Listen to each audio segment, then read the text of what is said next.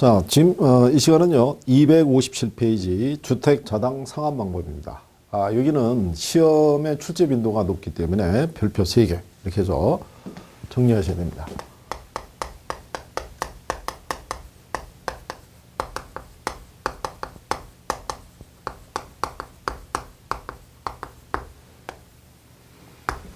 자, 돈을 우리가 이제 빌릴 때, 지난 시간에 우리가 이제, 이제 약정 이자율이 고정 이자율로도 돈을 빌릴 수가 있고, 변동 이자율로도 돈을 빌릴 수가 있는데, 여기서 지금 상환하는 방법은 다 이 상태를 가정하는 겁니다. 고정 이자율로. 자, 고정 이자율이기 때문에 우리가 만기가 될 때까지 동일한 이자율을 우리가 적용하는 그런 개념이라고 보시면 되겠고요. 여기서 이제 맨 먼저 나오는 게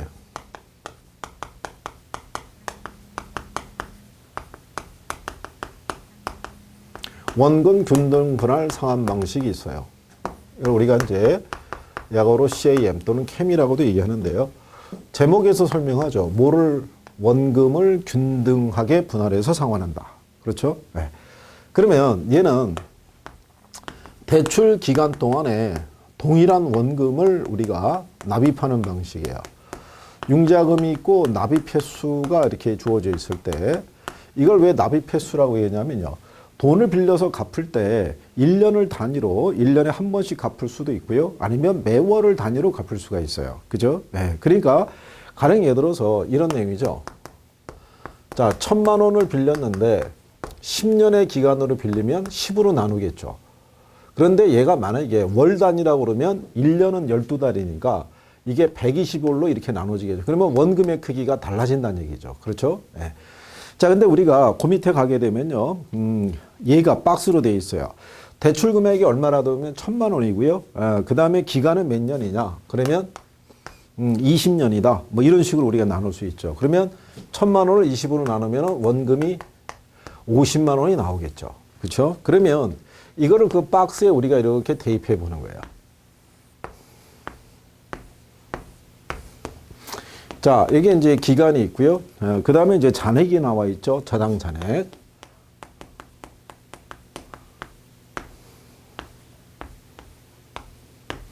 그 다음에 원금이 있고요. 이자가 있고, 그 다음에 원리금.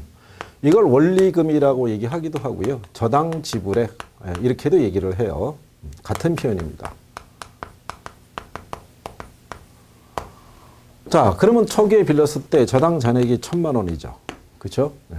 근데 우리는 계산을 해봤더니 1,000만 원을 기간 20년의 기간으로 빌렸을 때는 매년 갚아야 될 원금이 50만 원씩이라는 것을 우리가 구해놨어요. 그죠?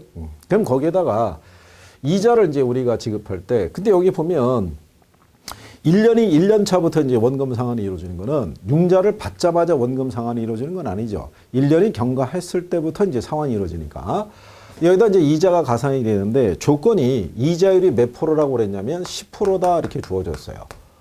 그러면 이자의 계산은요. 잔액에다가 이자율을 곱해서 이자를 계산하면 되는데 이게 잔액이 1,000만 원이니까 10%. 그러면 여기가 100만 원이 되겠죠. 그렇죠? 그러면 두 개를 합한 원리금이 150만 원 이렇게 나온다는 얘기죠. 자, 그런데 자, 1년 차가 이제 경과하게 돼서 2년 차를 들어가게 됐을 때 잔액이 1,000만 원이 아니라 50만 원을 상환했으니까 얘가 잔액이 이제 950만 원이 되겠죠. 그렇죠? 네. 그러면 자, 2년 차 했을 때 원금 상환은 똑같이 50만 원인데 이자가 100만 원이 아니라 95만 원이 된다는 얘기죠. 그러면 두 개를 합한 원리금이 145만 원 이렇게 가겠죠.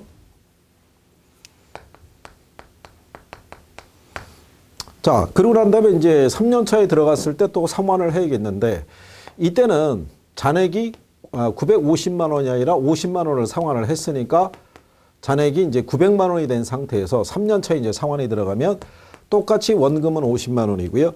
이자가 900의 10%가 되니까 90만 원이 되겠죠. 그러면은 얘가 원리금의 합계가 140만 원 이렇게 되겠죠.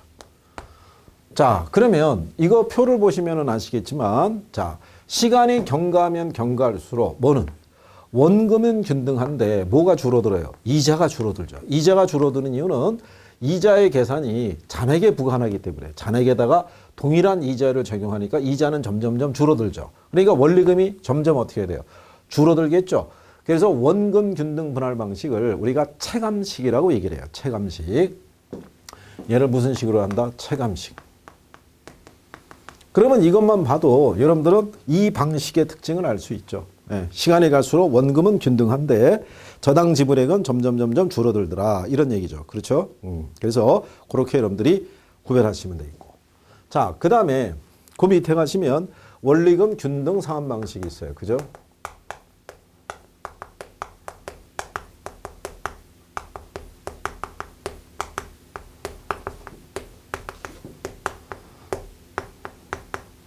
우리가 이제 CPM 이렇게 얘기하는데 얘도 제목에 설명하죠. 원리금을 균등하게 분할해서 상환한다. 자, 그러면 얘는 원리금은 어떻게 계산하냐면요. 우리가 이제 투자론에서 화폐 시간 가치 배워봤던 거예요. 그죠?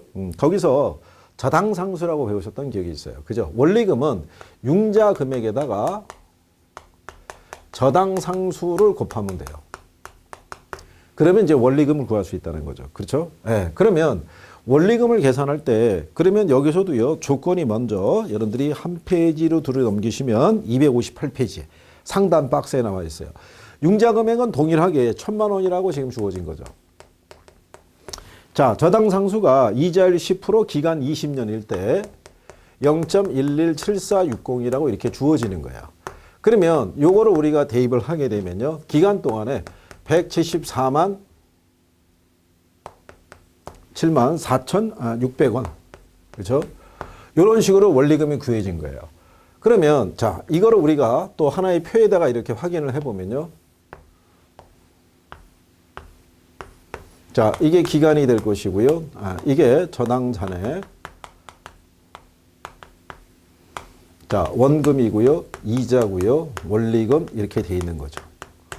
자, 그 다음에 이제 이렇게 기간이 이렇게 간다라고 가정했을 때. 자, 물론 이제 초기의 잔액은 1,000만 원이에요. 똑같이.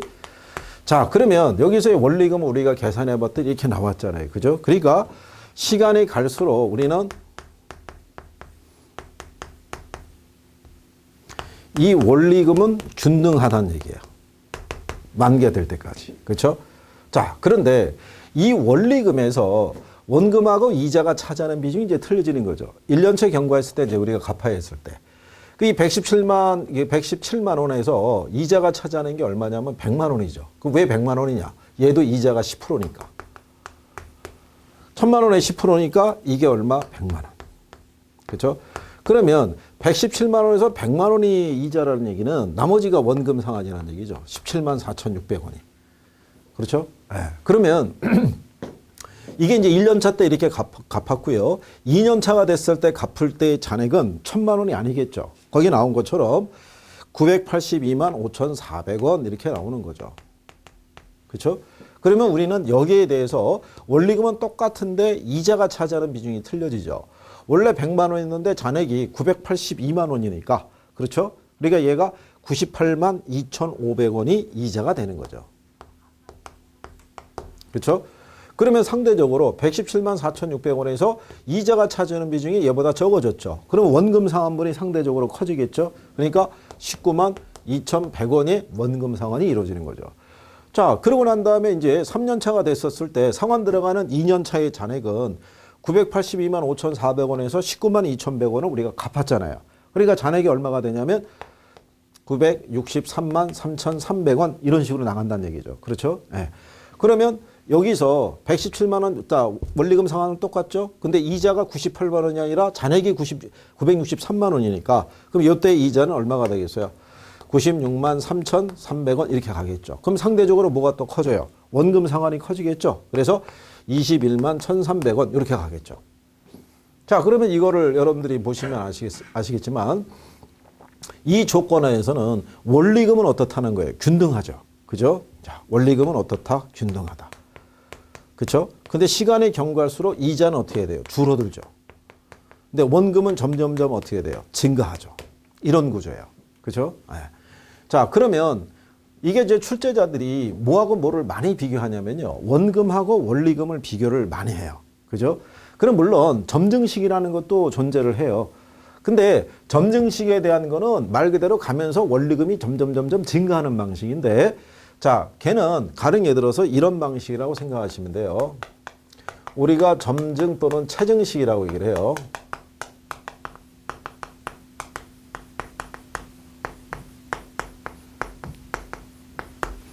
얘는 이런 구조라고 생각하시면 돼요.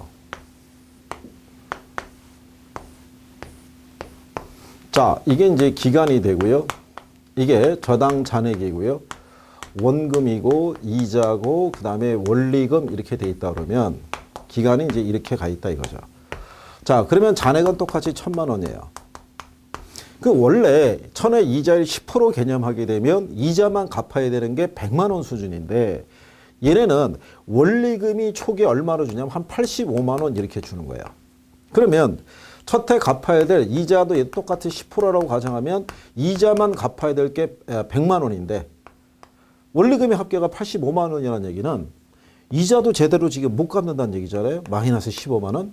그럼 원래는 원금이 갚아서 잔액이 줄어들어야 되는데, 이 못 갚은 잔액이, 못 갚은 이자에 대한 부분이 어디에? 대출 잔액에 플러스가 된다는 얘기죠. 그러면 잔액이 줄어드는 게 아니라 거꾸로 1,015만 원 이렇게 늘어난다는 얘기죠.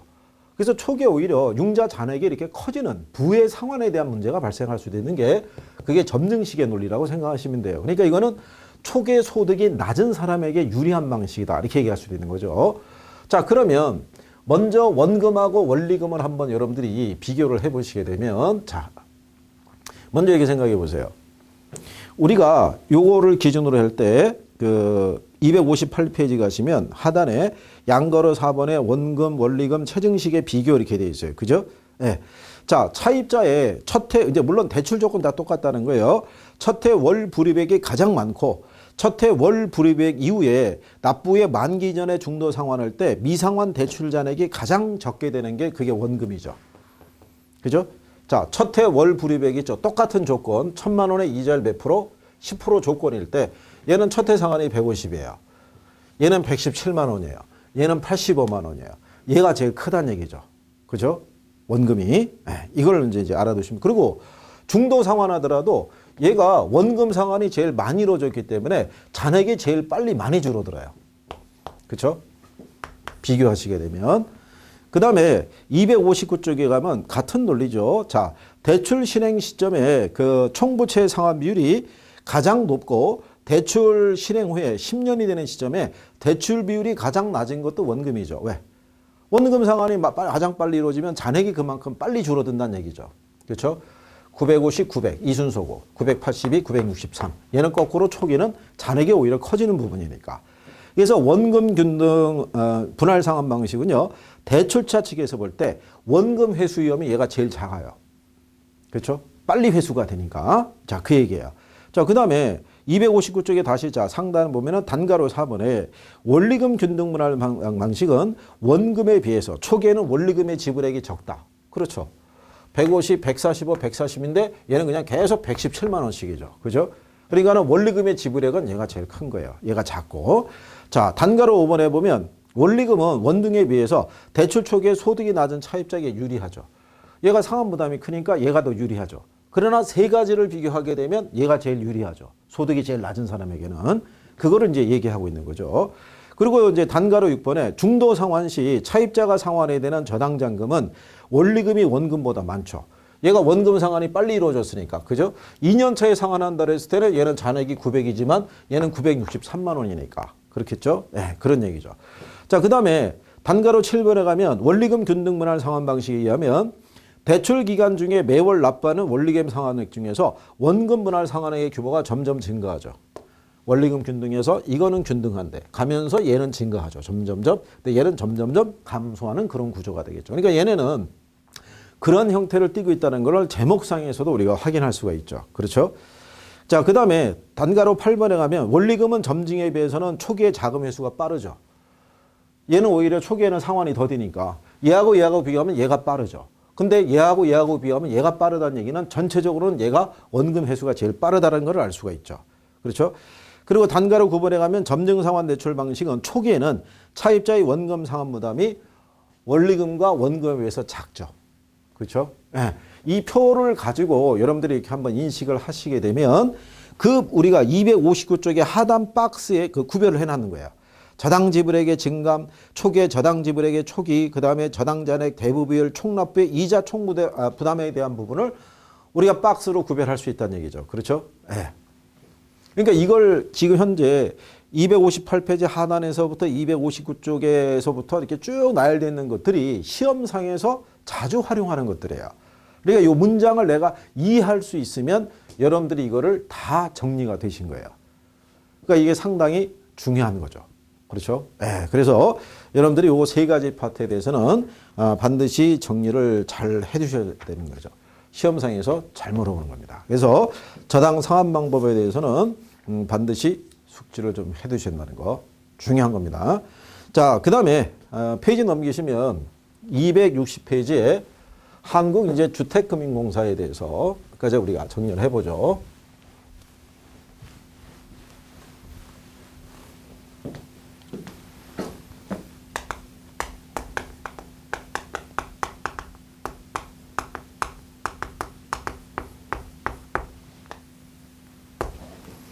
자, 우리가 이 주택금융공사는요, 주택금융의 이제 장기 안정적인 공급을 목적으로 해서 2004년도에 출범을 했어요. 참고로 2004년도를 기준을 했을 때요, 2004년도 이전에는 장기 대출이라는 게 없었어요. 이때는 시중은행에서 취급했던 게 뭐냐면 3년 만기 상환 저당. 그러니까 3년 동안 이자만 내고 만기의 원금을 일시에 상환하는 이런 방식밖에 없었어요. 그래서 우리가 주택금융에서는 장기 대출이라는 개념이 없었다고 보시면 돼요. 물론 이때 뭐는 있었냐면요. 그 당시에 지금은 이제 주택도시금으로 바뀌었지만 그 당시에 국민주택기금을 기초로서는 한 10년짜리 대출은 있었어요. 근데 그거는 그때 당시에는 연소득이 뭐 3천만 원 이하.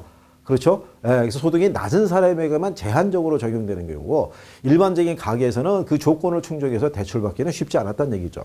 그래서 얘네가 생기면서 그 다음서부터는 우리나라에 장기 대출 제도라는 게 열리기 시작했다. 그래서 이제 주택금융공사 그 당시에 이제 처음에 출시했던 게 모기지론이죠. 모기지론인데 나중에 이제 공모를 통해 갖고 명칭을 보금자리론 이렇게 바꿔서 지금 운영하고 있다. 이렇게 보시면 되겠고요. 그래서 그때 얘네가 설립이 되면서 그 이전에 얘네 이전에 코모코라고 그래갖고요. 한국주택자당채권 유동화 주식회사라고 설립을 했는데 시장 민간 기업이다 보니까 시장에서의 어떤 이제 공신력 이런 문제가 이제 대두가 되고 그러니까 걔네하고 코모코하고 신용보증기금을 합쳐가지고 주택금융공사를 설립했다. 이렇게 보시면 되겠죠. 자, 그러면 얘네가 설립해서 그런 식으로 이제 설립을 하고요. 지금 설명해 드린 것처럼 설립에 따른 이제 효과가 뭐냐면 제일 첫 번째 나오는 게 뭐냐면 금융시장의 안정과 장기 채권시장이 발달했다는 거는 거기 보면 주택금융공사의 설립으로 단기 주택대출에 위험분산이 가능하게 되었다 이렇게 돼 있는 거죠. 그러니까 위험분산이 가능하게 돼 있다는 거는 자 은행이 있었고요. 여기 이제 고객들로부터 뭐를 받아서 예금 받아서 또 다른 고객들에게 대출을 이렇게 해줬을 때 얘는 단기고 얘는 장기고 이렇게 기간 불일치에 따른 위험도 있고요. 이 사람들이 만약에 조기 상환에 따른 문제, 고정금리로 대출해 줬을 때 시장금리가 하락함에 따라서 시장금리가 상승함에 따라 나타나는 수익성의 악화의 문제, 이런 것들을 대출해 주고 가지고 있었던 저당권을 유동화시킴으로써 그런 문제가 다 해결이 될 수 있었다는 거. 그렇죠?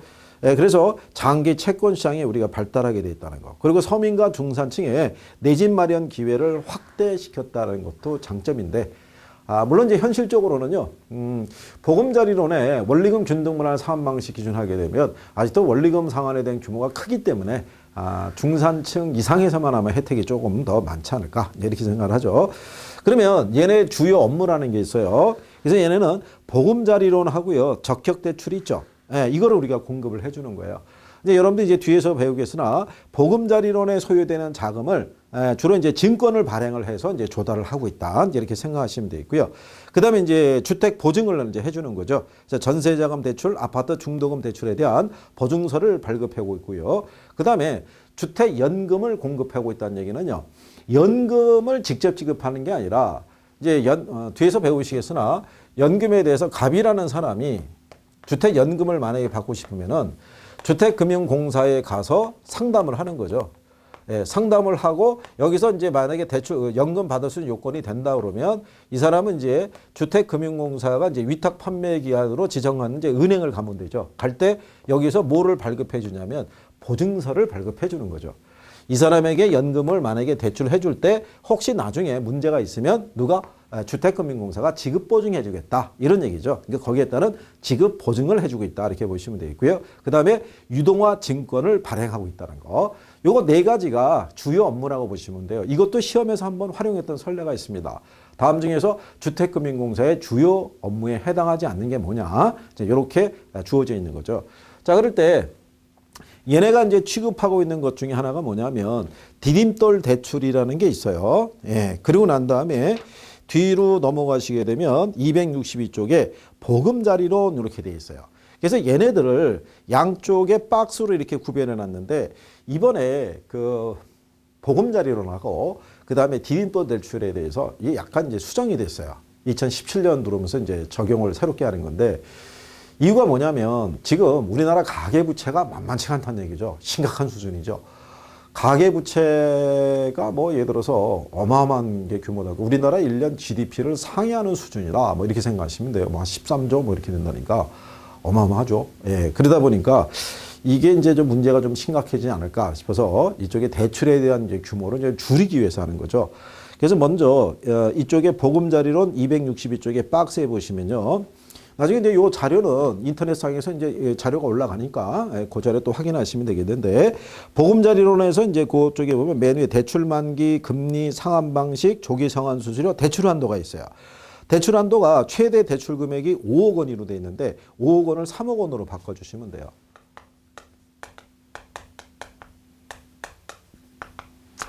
보금자리론이 원래 최소가 얼마였냐면 100만 원이었고요. 예. 그리고 최대가 얼마였냐면 5억 원이었다는 얘기죠. 5억 원까지 대출하는데 요 5억 원을 얼마로? 3억 원으로. 그러니까 최대 대출 가능 규모를 줄여버린 거죠. 예, 그래서 최소 100에서 최대 얼마까지? 3억 원까지. 그리고 그 밑에 대상주택에 보면 주택의 담보가치 기준으로 9억 원 초과시, 그러니까 9억 원을 초과하는 건 고가주택으로 보는 거예요. 근데 9억 원을 갖다가 이걸 6억 원으로. 예. 바꿨다는 거. 예. 그 다음에 이제 옆에 가시면은, 디딤돌 대출하고 보금자리론 있죠. 그 우측에 먼저 보금자리론에 보면 세 번째 칸의 대상주택에 9억 원 초과 고가주택 제외라고 되어 있는데 그 9억 원을 역시 얼마로? 6억 원으로 수정하시면 되고, 그 밑에 대출 한도가 최소 100에서 최대 5억 원으로 되어 있는데 그거 3억 원으로 수정하시면 되고, 그 다음에 자, 왼쪽 칸에 디딤돌 대출이에요. 디딤돌 대출의 맨 첫 번째가 신청 대상. 대출 금리 대상 주택이죠.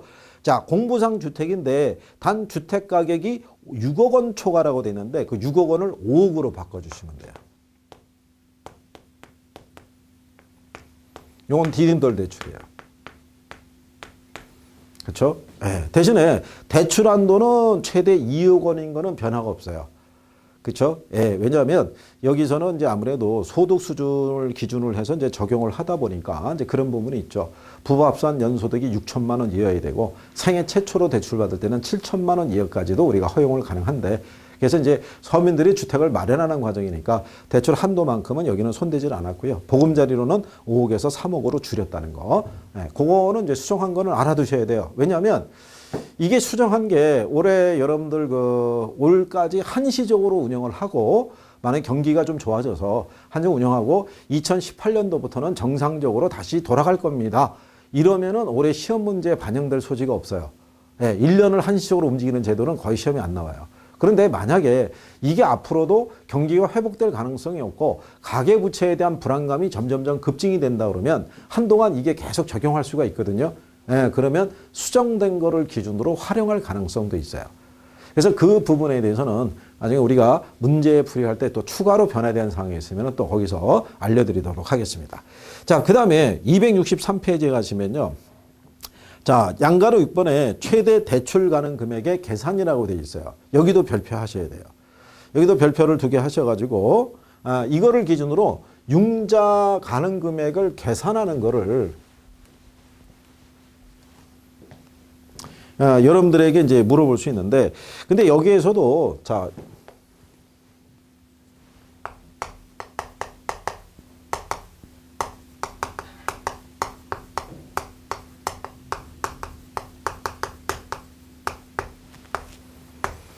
요게 이제 두 가지가 있어요. 이제 먼저 이제 이거를 적용할 때요. 먼저 이제 주택이 나오죠. 그렇죠? 자, 주택은 융자를 해줄 때 기준으로 주어지는 게 있어요. 첫 번째가 물건 가치 대비 융자 비율. 그래서 우리가 투자할 때 대부 비율이라고 배우신 거예요. 그죠? LTV. 그 다음에 또 하나는 뭘 기준하냐면 총부채 상환 비율이에요.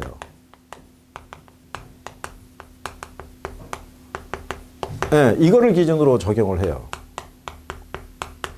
DTI. 그렇죠? 자, 그래서 얘는 부동산 가치분의 융자금의 비율로 우리가 이제 이렇게 구할 수가 있죠. 그래서 대출 가능 금액은 가치에다가 대부 비율을 곱하면 융자금을 구할 수 있는 그런 구조고요. 총부채 상환 비율은요, 연소득에서 거기는 이제 우리가 월소득 이렇게 구성이 되어 있는데 그 부분에 있을 때 매월 단위로 했으니까 월소득이고요. 기본적으로 연이라고 그러면 연소득이라고 보시면 돼요. 연소득에서 원리금이 차지하는 비율을 주는 거예요. 그러니까 연소득에다 이 비율을 곱하면 얘를 구할 수 있다는 얘기는 만약에 차입자 어떤 사람의 연소득이 1,000만 원인데 이 비율을 40% 줬다는 얘기는요. 1000에 40%니까 이게 400이라는 얘기죠. 이게 1,000만 원 버는 사람이 1년 동안에 갚아 나갈 원리금의 합계가 400만 원을 넘어설 수는 없다는 얘기죠. 그러면 대출의 규모가 그만큼 작아질 수밖에 없겠죠. 그죠? 자, 그래서 이 총부채 상환 비율을 기준으로 해서 우리가 계산하는데, 근데 한 가지 알아두실 거는 거기 DTI1이 있고 DTI2 이렇게 이제 구성이 되어 있는데, 이번에 조금 이것도 바뀔 가능성은 있어요. 근데 요거는 조금 더 지켜봐야 돼요. 무슨 얘기냐면 DTI2에 가게 되면 월소득분의 매월 원리금 상환액 플러스 기타 부채 이자 상환 추정액이잖아요. 근데 그 이자 부분을 원리금으로 바꿔서 지금 아마 계산하는, 그러면 대출 받을 수 있는 규모가 저도 줄어들 수가 있거든요. 근데 아직은 그게 전면적으로 이렇게 시행하거나 이제 도입하거나 하지는 않는데 불림없이 대출 심사 기준에 반영될 소지는 있어요.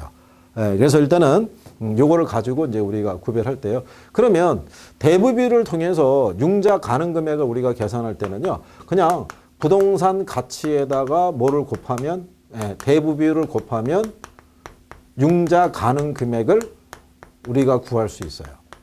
그러니까 요거는 그냥 간단한 거죠. 요거는 그냥 가치 주어지고 대부분이 있으면 갖다가 곱하면 되니까, 가치가 만약에 1억인데 얘 70% 준다 그러면 1억에 70%니까 얘는 얼마? 7천만 원 이렇게 계산할 수 있죠. 근데 총부채 상환비를 적용하게 되면요, 맨 하단에 융자 가능 금액이 있어요. 그러면 여기가 뭐냐면요, 저당상수, 연저당상수분의 연소득에다가 곱하기 DTI 비율, 그쵸? 예, 여기에다가 뭐냐면 기타 부채. 자, 그럼 이게 무슨 얘기냐면요, 저당상수가 이제 주어져 있어요. 그래서 이제 저당상수를, 그때 이거는 다 제시를 해줍니다. 그러니까 가령 예를 들어서 저당상수가 0.1이라고 가정할 때 연소득이 한 6천만 원이에요. 그럴 때 DTI 비율을 만약에 40%를 준다 그러면 6천에 40%면 2,400이겠죠. 예. 근데 기타 부채는 어떤 거 생각하시면 되냐면요, 돈을 차입을 해서 이자만 내는 거죠. 우리 소위 한 대로 마이너스 통장 같은 걸 계산하시면은 막 500이면 500, 1000이면 1000을 계산한 다음에 이자만 납입을 하고 만기가 1년 만기짜리면 1년이 만기 때 원금 다시 상환을 하고 다시 또 이제 연장 들어가고 이런 방식 때문에 기간 중에 이제 이자만 내는 구성입니다. 그래서 이제 이자가 지급액이 있으면 공제 주면 되고요. 없으면 제로다. 그러면은 기타 부채가 없다. 그러면 2,400을 0.1로 할인하면 2억 4천까지 융자 받을 수 있다. 이 소득 기준으로는. 예. 뭐 이런 식으로 우리가 계산하는 과정이에요. 그죠? 예. 그래서 이게 주택을 기준으로 해서 측정할 때 두 가지를 활용할 수 있다. 자, 그러면 우리가 이제 뒷장에 가시게 되면 문제로 확인하기가 있어요. 그거 먼저 하나 보시게 되면, 자, 이런 얘기예요. 자, 첫 번째, 주택담보대출을 원하는 A가 주택 시장 가치가 3억 원이고요. 연소득이 5천만 원이며 다른 부채가 없대요. 그럼 A가 받을 수 있는 최대 대출 가능 금액이 얼마냐? 자, 그럴 때 연간 저당상수 0.2, 저당상수 주어지죠. 예. 그 다음에 담보 인정 비율, LTV가 60%, 총부채 상환 비율이 40%인데 두 가지 대출 승인 기준을 모두 충족시켜야 된대요. 그럼 우리가 여기다 한번 대입해 보자는 얘기죠. 지금 문제에서 지금 주어진 조건이 뭐냐면, 자, 주택 시장 가치가 얼마냐면 3억이란 얘기죠. 근데 DTI를 얼마를 줬냐면 60%를 줬어요. 그러면 36, 18이니까 1억 8천이란 얘기죠. 그렇죠? 네. 그 다음에 자, 얘를 기준으로 우리가 대입하게 됐을 때, 자, 연 저당상수 0.1이라고 이렇게 주어지죠. 그 다음에 소득이 얼마냐면 5천이에요. 그죠? 근데 DTI 비율을 몇 프로를 주냐면 40%를 주죠. 근데 기타 부채는 없다고 그랬어요. 그럼 5천에 40%는 얼마겠어요? 2천이죠.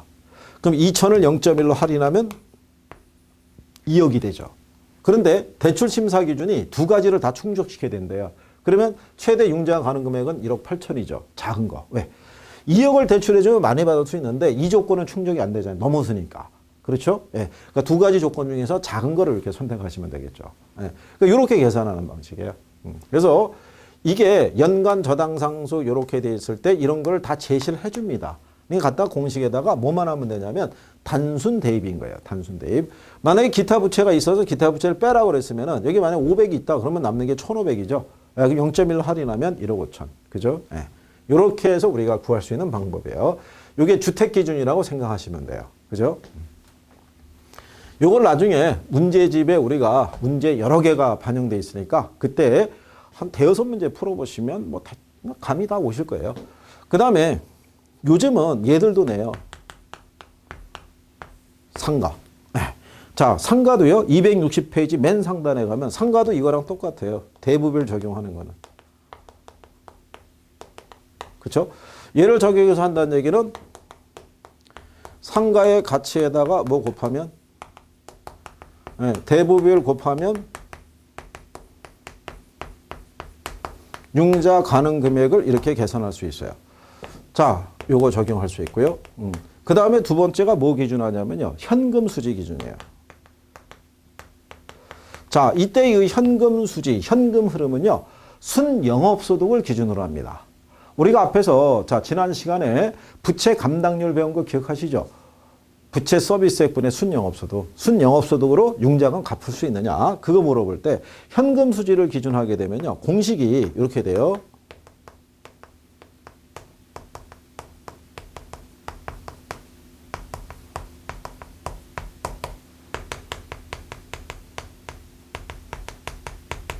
자, 이렇게 해서 요 자체를 대입하면 현금 수지를 기준으로 한 대출 가능 금액을 계산할 수 있어요.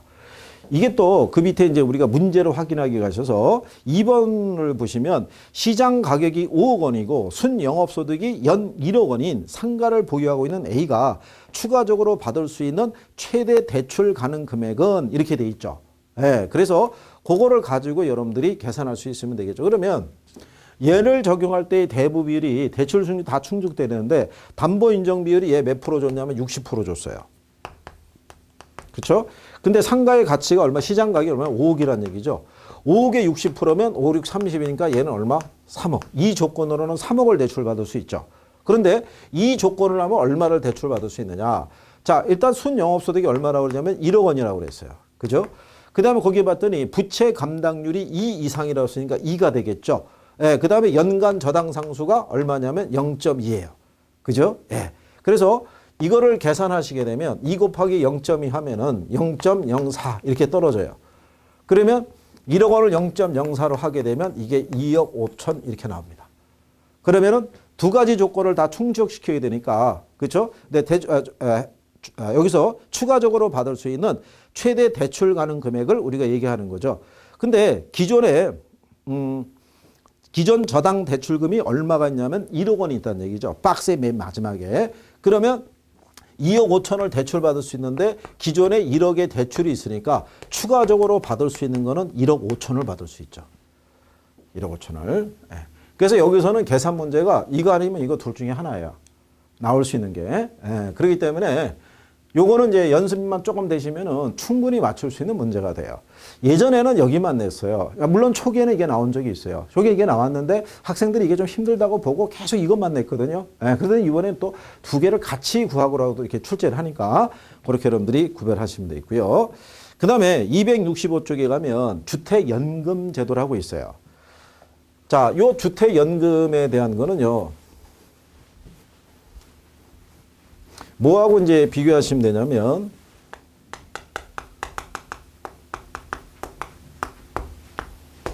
우리가 이제 그 보금자리론 빌린 거 하고요. 요거하고 이제 차이점이 조금 있어요. 그래서 그 관계를 기준으로 해서 이제 여러분들이 이제 정리하셔야 되는데, 그거는 이제 저희가 다음 시간에 한번 엮어서 이어서 한번 해드리고요. 지금 현재 그 상환하는 방법의 원금균 등 원리금균 등 체증에 대한 거, 그 다음에 지금 최대 대출 가능액 계산하는 거, 이거는 두 문제짜리예요. 그러니까 그건 잘 기억을 해 두셔야 돼요. 그렇죠? 예. 오늘은 여기까지 전해드렸습니다.